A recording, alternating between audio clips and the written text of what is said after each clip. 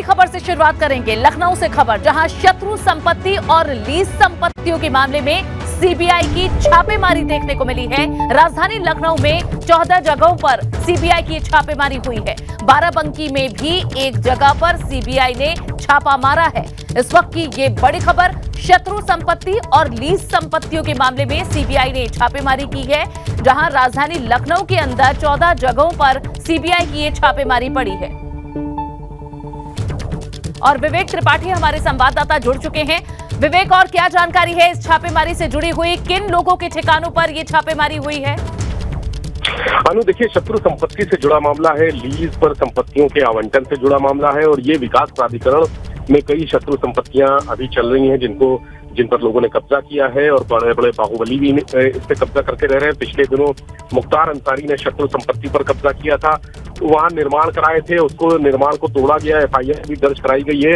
ऐसे ही तमाम मामले सीबीआई इनकी जांच कर रही है कि शत्रु संपत्तियों को किस तरह से लोगों ने फर्जी दस्तावेज डॉक्यूमेंट बना के कब्जे कर लिए हैं। इसके अलावा जो लीज पर संपत्तियां दी जाती हैं उसका भी डॉक्यूमेंटेशन करके, पोस्ट डॉक्यूमेंटेशन करके कब्जा किया गया है। तो ये केंद्रीय गृह मंत्रालय के आदेश पर, निर्देश पर छापेमारी का अभियान चला है। लखनऊ में 14 जगह पर ऐसी 14 जगह चिन्हित की गई हैं जहां सीबीआई की टीम छापेमारी कर रही है और बाराबंकी, दिल्ली, कोलकाता में भी एक एक जगह है। और सबसे खास बात यह है कि लखनऊ में 2 एफआईआर भी सीबीआई ने दर्ज कर ली है इस मामले में। एक एफआईआर गाजियाबाद में, यानी टोटल 3 एफआईआर भी दर्ज हो गई हैं। संपत्तियों के बारे में जानकारी जुटाई जा रही है कि कौन लोग हैं, किस तरह से फर्जी डॉक्यूमेंटेशन किया गया, तो कब किया गया, किस समय किया गया, उस समय के अधिकारी कौन थे। यानी शुरुआत हुई है। अभी जिन्होंने कब्जा किया है उनके नाम सामने आएंगे, जिन्होंने कब्जा कराया है उनके नाम सामने आएंगे। बहुत सारे अधिकारी इसमें फंसेंगे, क्योंकि सीबीआई एक एक चीज बहुत गंभीरता से और बहुत छोटी से छोटी चीजों को देखती है, जांच करती है। तो अब इसमें जांच शुरू हुई है, छापेमारी चल रही है। छापेमारी दिन भर चलने की ऐसी संभावना जताई जा रही है कि दिन भर चलेगी। बहुत सारे डॉक्यूमेंट कब्जे में लिए गए हैं, जहां जहां छापे पड़ रहे हैं डॉक्यूमेंट कब्जे में लिए गए। थोड़ी देर में ये भी बताएंगे स्थान की, क्योंकि सीबीआई के अधिकारियों से जो बात हुई है उन्होंने स्थान नहीं बताए हैं, गोपनीय छापेमारी, लेकिन कुछ देर में स्थान पता चल जाएंगे कि किन किन जगहों पर छापा पड़ा है। कई सरकारी दफ्तर भी बताए जा रहे हैं कि वहां से भी डॉक्यूमेंटेशन जो है, जो फाइलें हैं वो जब्त की गई हैं, कब्जे में ली गई है। तो ये शुरुआत है और इसमें कई जो प्राधिकरण के अधिकारी हैं, तमाम संस्थाओं से जुड़े अधिकारी हैं, रिटायर हो चुके अधिकारी हैं, वर्तमान में काम कर रहे अधिकारी कर्मचारी हैं, उनके नाम भी सामने आएंगे। यानी ये बड़ा खुलासा हुआ है अभी शत्रु संपत्ति को लेकर, लीज आवंटन की संपत्तियों को लेकर शुरुआत हो चुकी है। और अब जो प्रक्रिया शुरू हुई है, मुकदमे भी दर्ज हो चुके हैं। यानी 2 मुकदमे लखनऊ में जो दर्ज हुए हैं उसके बारे में बताया जा रहा है कि वो एलडीए से ही संबंधित है और वहां जो जिस तरह से घोटाले हुए हैं, गड़बड़ियां हुई हैं शत्रु संपत्तियों के मामले को लेकर, लीज पर जो करोड़ों की, अरबों की जमीनें हैं, बड़ी बड़ी जमीनें हैं, किस तरह से लीज पर बड़े लोगों को दे दी गई, ये भी जानकारी आ रही है। तो इस पूरे मामले में जो एफआईआर दर्ज हुई है, एफआईआर का मजमून सामने आने के बाद स्पष्ट होगा कि कौन कौन लोग इसमें मिले हुए हैं। क्या एफआईआर कोई नामजद लोगों के उसमें कोई नाम है अधिकारियों के? अगर नाम होंगे, जिन लोगों ने कब्जा किया है, जिन लोगों ने जमीनें दी हैं, तो ये बड़ा खुलासा होगा, बड़ा मामला सामने आएगा। और दिल्ली से एक बड़ी खबर आपको देते हैं। बुलडोजर कार्रवाई पर सुप्रीम कोर्ट में सुनवाई आज हुई है। कानून के हिसाब से हो सुनवाई, ये सुप्रीम कोर्ट की तरफ से कहा है कि जो पूरी कार्रवाई है वो कानून सम्मत होनी चाहिए। हम नोटिस जारी करेंगे, आप जवाब दाखिल करें। सुप्रीम कोर्ट की तरफ से ये कहा है और 3 दिनों के भीतर जवाब की मांग सुप्रीम कोर्ट ने की है। इस वक्त की ये बड़ी खबर, जहां यूपी सरकार से 3 दिनों के भीतर जवाब दाखिल करने को कहा गया है। साथ ही सुप्रीम कोर्ट ने कहा है कि सुनिश्चित करें कि इस दौरान कुछ भी अनहोनी ना हो। इस वक्त की ये बड़ी खबर, जमीयत उलेमाए हिंद की तरफ से सुप्रीम कोर्ट में ये याचिका डाली गई थी, जिस पर सुप्रीम कोर्ट ने सुनवाई करते हुए ये बड़ी बातें कही हैं। बुलडोजर कार्रवाई पर सुप्रीम कोर्ट ने कहा है कि कानून के हिसाब से कार्रवाई हो। इस वक्त की ये बड़ी खबर, साथ ही कोर्ट की तरफ से 3 दिन का समय दिया गया है यूपी सरकार को इस मामले में जवाब दाखिल करने के लिए। सुप्रीम कोर्ट ने कहा कि हम नोटिस जारी करेंगे, आप जवाब दाखिल करें, सुनिश्चित करें कि इस दौरान कुछ भी अनहोनी ना हो। तो ये तमाम बड़ी बातें सुप्रीम कोर्ट की तरफ से इस मामले में कही गई हैं। 3 दिन में जवाब की मांग की गई है यूपी से, जहां उत्तर प्रदेश सरकार को इस पर पक्ष रखना होगा।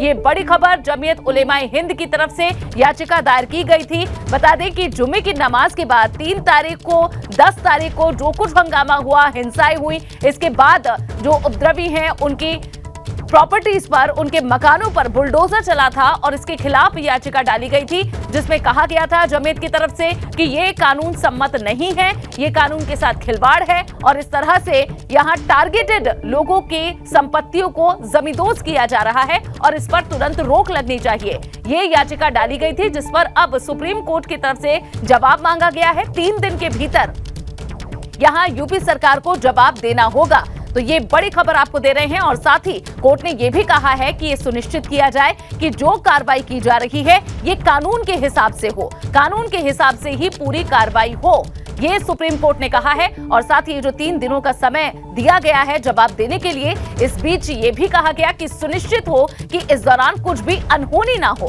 तो सुप्रीम कोर्ट की तरफ से ये बड़ी टिप्पणियां की गई हैं, कानून सम्मत कार्रवाई होनी चाहिए, ये सुप्रीम कोर्ट ने सुनिश्चित करने को कहा है और साथ ही 3 दिनों के भीतर जवाब भी मांगा गया है। तो ये बड़ी जानकारी आपको दे रहे हैं। सुप्रीम कोर्ट की आज की सुनवाई पर सभी की नजरें थी कि सुप्रीम कोर्ट ये जो बुलडोजर से कार्रवाई हो रही है, हिंसाग्रस्त क्षेत्रों में जो उपद्रवियों के नाम सामने आए थे, उनके घरों पर बुलडोजर चले थे, उस पर यहां याचिका जमीयत की तरफ से डाली गई थी, जिसमें कहा गया था कि ये कानून सम्मत नहीं है, ये कानून के साथ खिलवाड़ है और इस पर अब सुप्रीम कोर्ट ने सुनवाई करते हुए 3 दिनों का समय दिया है। यूपी सरकार अब इस पर अपना जवाब दाखिल करेगी। सुप्रीम कोर्ट ने कहा कि हम नोटिस जारी करेंगे, आप जवाब दाखिल कीजिए। साथ ही कोर्ट ने एक महत्वपूर्ण बात कही, उन्होंने कहा कि कानून के हिसाब से पूरी कार्रवाई हो। अब सवाल ये है कि जो प्रक्रिया इस्तेमाल में लाई गई है, जो उत्तर प्रदेश में हुआ, क्या वो कानून सम्मत है? इसी पर ही सवाल उठाया गया था और इसी बाबत याचिका जमीयत उलेमाए हिंद की तरफ से सुप्रीम कोर्ट में डाली गई थी। उनका आरोप था कि एक समुदाय विशेष पर ही यहां टारगेट कर उनके जमीनों को और उनके मकानों पर कार्रवाई की जा रही है, बुलडोजर उस पर चलाए जा रहे हैं और इसी पर अब सुप्रीम कोर्ट की तरफ से कहा गया है कि कानून के हिसाब से ही कार्रवाई होनी चाहिए और साथ ही सुप्रीम कोर्ट ने 3 दिन के भीतर यूपी सरकार को जवाब देने के लिए कहा है। तो इस वक्त की ये बड़ी खबर आपको बता रहे हैं, वो तस्वीर भी आपको दिखा रहे हैं जब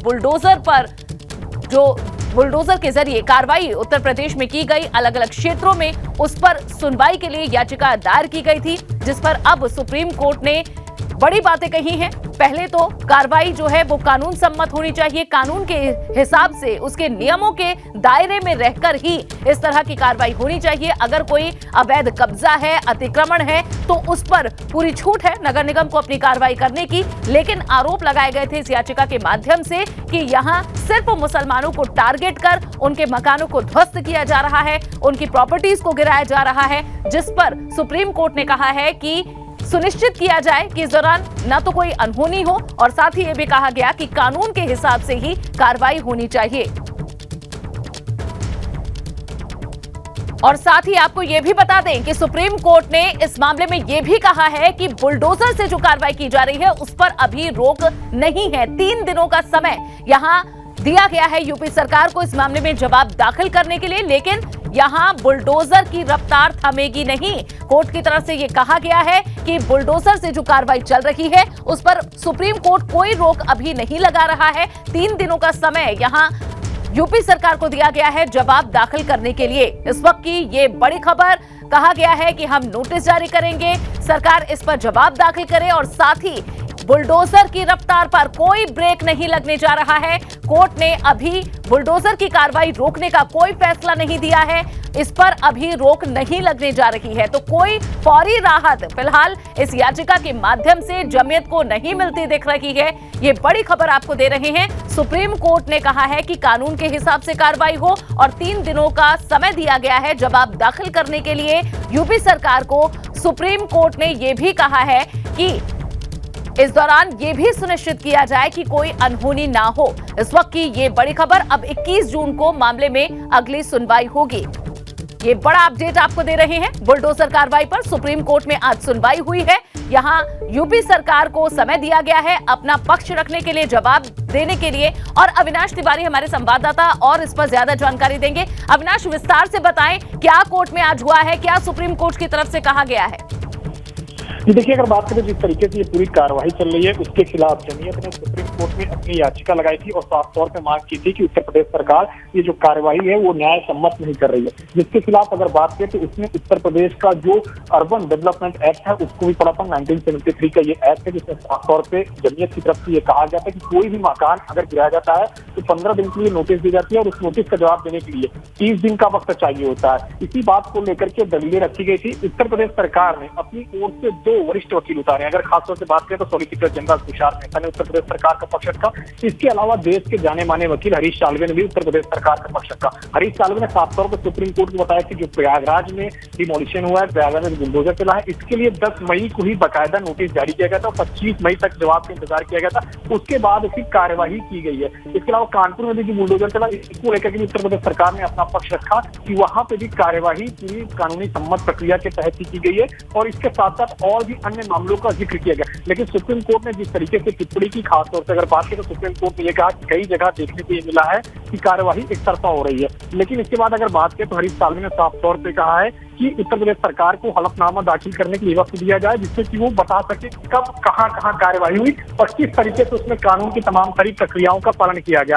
इस पर भी सुप्रीम कोर्ट ने कहा कि उसके लिए वो तैयार है। लेकिन सुप्रीम कोर्ट की जो टिप्पणी रही है वो सबसे महत्वपूर्ण रही है। उत्तर प्रदेश सरकार की जो तोड़फोड़ की कानूनी कार्यवाही चल रही है उस पर सुप्रीम कोर्ट ने साफ तौर पर कहा कि राज्य को ये सुनिश्चित करना चाहिए कि राज्य की सुरक्षा हो। लेकिन ऐसी भी रिपोर्ट आ रही है कि ये बदले की कार्यवाही है। तो ये सबसे बड़ी टिप्पणी थी सुप्रीम कोर्ट की ओर से उत्तर प्रदेश सरकार के लिए कि ये जो रिपोर्ट आ रही है बदले की कार्यवाही है। और ये भी हो सकता है, सुप्रीम कोर्ट ने साथ ही ये भी जोड़ा, सुप्रीम कोर्ट ने साफ तौर पर ये कहा कि ये भी हो सकता है कि ये सही भी हो और गलत भी हो। तो सुप्रीम कोर्ट ने कहीं ना कहीं इस पर संशय भी व्यक्त किया और इसके साथ साथ ये भी कहा कि जो भी विध्वंस हो रहे हैं कम से कम वो कानूनी प्रक्रिया के तहत हो, कानूनी सम्मत हो। अपनी ओर से ये टिप्पणी साफ तौर पर सुप्रीम कोर्ट ने की। और इसके अलावा अगर बात करें तो उत्तर प्रदेश सरकार को अब 3 दिन के अंदर जवाब देने के लिए भी कोर्ट ने कहा है कि 3 दिन के अंदर बाकायदा वो हलफनामा दाखिल करके इस पूरे मामले पर जवाब दे और इस पूरे मामले पर जवाब देने के साथ साथ बताएं कि किस तरीके से अब तक तोड़फोड़ की गई, कार्यवाही की गई, उस पर किस तरीके से तमाम चीजें रही। इसके बाद साथ साथ सुप्रीम कोर्ट ने ये भी कहा है कि जो बुलडोजर की कार्यवाही है उस पर भी जवाब दाखिल करिए। लेकिन जो अभी बुलडोजर चलने की प्रक्रिया चल रही है इस पर किसी तरीके से रोक नहीं लगाया सुप्रीम कोर्ट ने।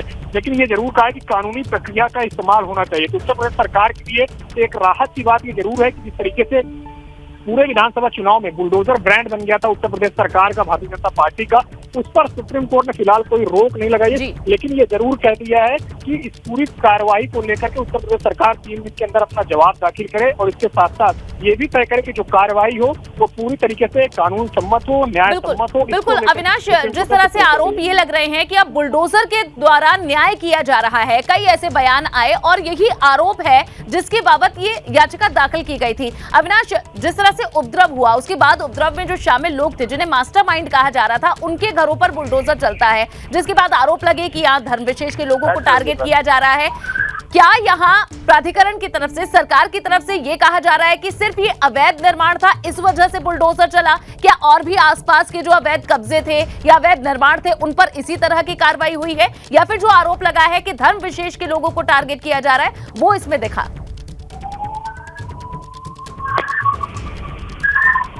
जी अविनाश। जी देखिए, अगर बात करें जहां तक कार्रवाई की बात करें तो जिस तरीके से इस पूरी कार्रवाई की बात अगर की जाए तो वह अवैध कार्रवाई, जमीयत उलेमा हिंद ये कह रही थी कि बुलडोजर की जो कार्रवाई है वो पूरी तरीके से अवैध है। जो बुलडोजर की कार्रवाई चल रही है वो पूरी तरीके से वैध नहीं है। लेकिन अगर बात करें तो सुप्रीम कोर्ट में ये साफ तौर पर उत्तर प्रदेश सरकार की ओर से जो वकील हरीश साल्वे और इसके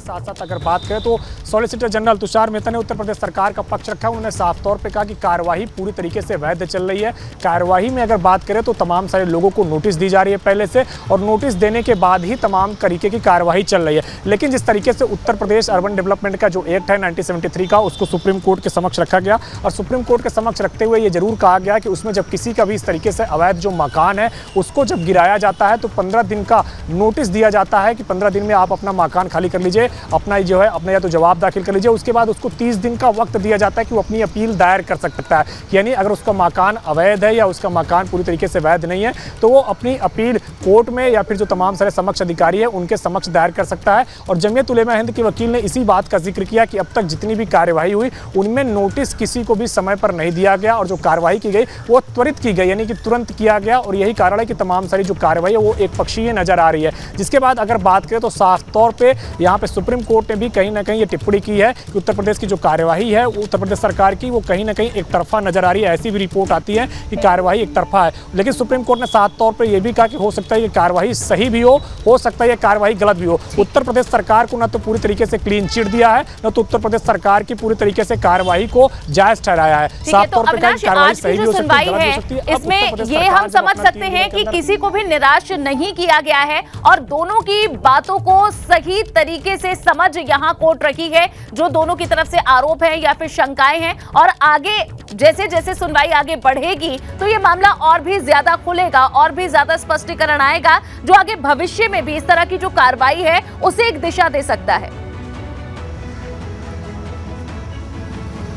देखिए बिल्कुल अगर बात करें तो 3 दिनों के अंदर उत्तर प्रदेश सरकार को जवाब दाखिल करना है। आज चूंकि गुरुवार है, अगर बात करें तो अब मामले की सुनवाई सोमवार को हो सकती है। और जब 3 दिनों के बाद विस्तृत जवाब उत्तर प्रदेश सरकार अपना दाखिल करेगी तब जाहिर तौर से बात है कि और भी ज़्यादा दलीलें रखी जाएगी। उत्तर प्रदेश सरकार की जो तमाम सारी कार्यवाही रही है इसको लेकर के तब जमीयत प्रश्न उठाएगी, क्योंकि उत्तर प्रदेश सरकार अपनी ओर से जो तमाम सारे ध्वस्त किए गए हैं मकान या तमाम सारे जो इलाकों में जो तमाम सारे जो चीज़ें ध्वस्त की गई हैं उसको लेकर के अपनी हलफनामा जब दाखिल करेगी तो इसमें हो सकता है कि जिन लोगों का मकान ध्वस्त किया गया हो वो भी अब कोर्ट आ जाएं, क्योंकि सुप्रीम कोर्ट में खास तौर पे इस बात का जिक्र जमीयत उलेमा हिंद ने किया है कि जिन लोगों का मकान ध्वस्त किया गया है उनका भी पक्ष यहाँ पे लिया जाना चाहिए। तो जाहिर तौर से बात है कि जो तमाम सारे लोगों का मकान ध्वस्त हुआ है वो उत्तर प्रदेश सरकार के हलफनामा के दाखिल होने के बाद वो अपना जवाब रख सकते हैं और जो नोटिस उनको मिली है उस चीज़ का भी जिक्र किया जा सकता है, क्योंकि जिस तरीके से जमीयत ने कहा है कि नोटिस त्वरित दी जाती है और फिर उसके बाद मकान ढहा दिया जाता है। तो जब उत्तर प्रदेश सरकार अपना जवाब रखेगी कि नहीं उनको पूरे तय समय के अनुसार ही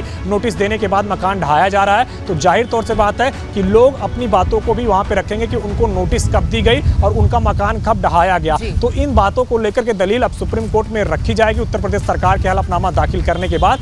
तब हो सकता है कि सुप्रीम कोर्ट अपनी ओर से कोई दिशा निर्देश दे। हालांकि आज किसी भी तरीके से सुप्रीम कोर्ट ने कोई दिशा निर्देश नहीं दिया, सिर्फ उत्तर प्रदेश सरकार के ऊपर टिप्पणी की है कि जो भी कार्यवाही हो वो न्याय सम्मत हो, कानून की प्रक्रिया का पूरा पालन करते हुए हो। और इसके साथ साथ ये भी कहा है साफ तौर पे कि जिस तरीके से ये कार्रवाई हो रही है वो कहीं ना कहीं रिपोर्ट से एक पक्षीय नजर आ रही है। सुप्रीम कोर्ट की टिप्पणी काफी बड़ी होती है किसी भी सरकार के लिए, किसी भी सिस्टम के लिए। तो सुप्रीम कोर्ट ने आज ये बड़ी टिप्पणी अपनी ओर से कर दी है। हालांकि बुलडोजर की जो तमाम सारी कार्यवाही उत्तर प्रदेश सरकार कर रही है इस पर किसी तरीके से रोक नहीं लगाया है, लेकिन ये जरूर कहा है कि कानून सम्मत होना चाहिए। अब जब उत्तर प्रदेश सरकार अपना हलफनामा 3 दिनों के अंदर दाखिल करेगी कि उत्तर प्रदेश में कब कब कौन कौन सी तारीख में उसने किन किन लोगों के मकान का ध्वस्तीकरण किया या किन किन लोगों की संपत्ति का ध्वस्तीकरण किया है और क्या कारण रहे हैं, इन तमाम सारी चीजों को लेकर के उत्तर प्रदेश सरकार अब कंप्लीट हलफनामा अपना सुप्रीम कोर्ट में देगी, जिसमें यह भी बताया जाएगा कि किस तारीख को उनको नोटिस दी गई थी और किस तारीख को मकान ढहाया गया। तो इन तमाम सारी बातों का जिक्र होगा हलफनामा में।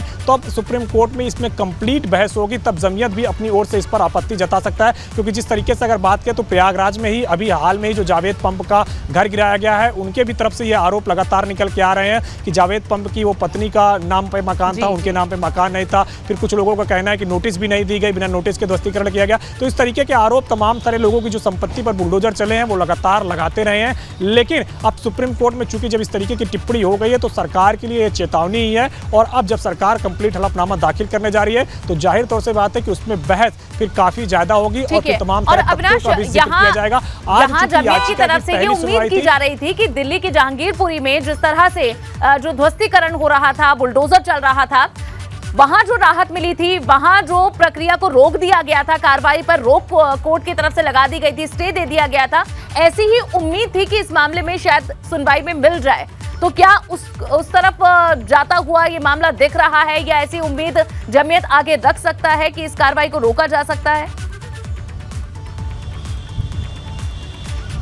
देखिए, जमीयत ने आज ही पूरी कोशिश की थी कि इस पूरी कार्यवाही पर फिलहाल जब तक पूरी तरीके से सुप्रीम कोर्ट में सुनवाई नहीं होती है इस पर रोक लगा दिया जाए। लेकिन जमीयत के वकील ने जिस तरीके से तमाम तथ्यों का जिक्र किया, उसके बाद अगर बात करें तो उत्तर प्रदेश सरकार की ओर से वरिष्ठ वकील हरीश साल्वे जिस तरीके से पेश हुए, उन्होंने जिस तरीके से सुप्रीम कोर्ट के संज्ञान में ये बात डाली कि जो उत्तर प्रदेश का अर्बन डेवलपमेंट रेगुलेशन एक्ट 1973 का है उसके तहत ही कार्रवाई की जा रही है। क्योंकि जिस तरीके से उन्होंने जिक्र किया कि प्रयागराज में 10 मई को वहां पे नोटिस दे दिया गया था, 25 मई तक जवाब का इंतजार किया गया। जब तमाम सारी प्रक्रियाएं पूरी हुई तभी घर को डिमोलिशन हुआ। तो उत्तर प्रदेश सरकार की ओर से आज सुप्रीम कोर्ट के संज्ञान में ये बात दी गई है कि तमाम सारी जो प्रक्रियाएं चल रही है वो कानूनी प्रक्रिया के आधार पर हो रही है, जो नियम है उसके आधार पर हो रही है। शायद यही कारण है कि सुप्रीम कोर्ट ने किसी भी तरीके से रोक नहीं लगाई, केवल टिप्पणियां की है। क्योंकि टिप्पणी हमेशा सुप्रीम कोर्ट की इस वजह से भी होती है कि कई दफे ऐसी रिपोर्ट्स आती है, तथ्य निकलकर सामने नहीं आते सुप्रीम कोर्ट के सामने, तो सुप्रीम कोर्ट अपनी जिज्ञासावश ये तमाम सारे प्रश्न पूछता है। तो सुप्रीम कोर्ट ने कहीं ना कहीं ये टिप्पणी उत्तर प्रदेश सरकार के ऊपर की है। और हरीश साल्वे ने भी सुप्रीम कोर्ट से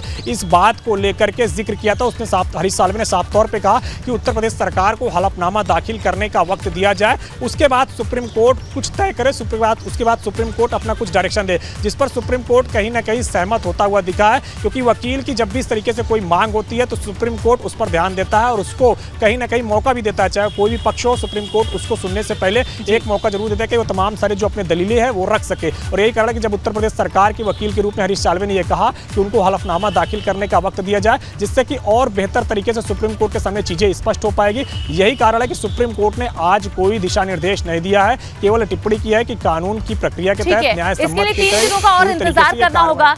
अविनाश, ये भी बताएं कि आज के समय में, इस समय जिस तरीके से उत्तर प्रदेश में ये जो बुलडोजर दौड़ रहा है, इस याचिका की क्या इंपॉर्टेंस है, क्या इसकी महत्वता है? इस याचिका की सुनवाई के दौरान जो डिसीजन आएगा या फिर जो टिप्पणी आएंगी, कैसे वो आगे की दिशा तय करेगी? सुप्रीम कोर्ट में आज जमीयत उलेमाए हिंद की तरफ से लगाई गई याचिका पर सुनवाई हुई है, जहां सुप्रीम कोर्ट ने कुछ बड़ी टिप्पणियां की है। सुप्रीम कोर्ट ने यूपी सरकार को नोटिस जारी किया है, 3 दिन के भीतर जवाब दाखिल करने के लिए कहा गया है। हलफनामा दाखिल करने के लिए 3 दिनों का समय मिला है और अब 21 जून को मामले की अगली सुनवाई होगी। सुप्रीम कोर्ट में इसमें कहा है कि कानून सम्मत कार्रवाई होनी चाहिए, नियमों के दायरे में। कोर्ट ने कहा कि कानून के हिसाब से ही कार्रवाई इस मामले में हो। तो ये कुछ मुख्य बड़ी बातें हैं बुलडोजर पर जो आज सुनवाई सुप्रीम कोर्ट में हुई है।